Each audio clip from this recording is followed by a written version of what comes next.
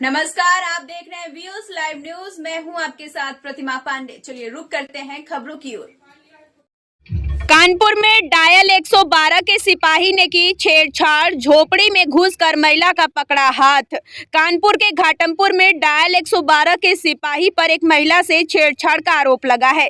महिला की सास ने शिकायत दर्ज कराई है कि जिसमें सिपाही पर नशे में परेशान करने और झोपड़ी हटवाने की धमकी देने का आरोप है। पीड़िता ने बताया कि सिपाही रैन बसेरा में अवैध रूप से रह रहा है और पहले भी ऐसी हरकतें कर चुका है। पुलिस मामले की जांच कर रही है। आरोप लगा है कि सिपाही कई दिनों से परेशान कर रहा है, नशे में धुत होकर घटना करता है और विरोध करने पर झोपड़ी हटवाने की धमकी देता है। पुलिस जांच कर रही है।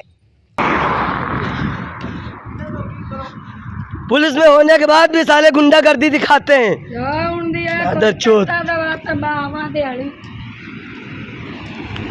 अभी जा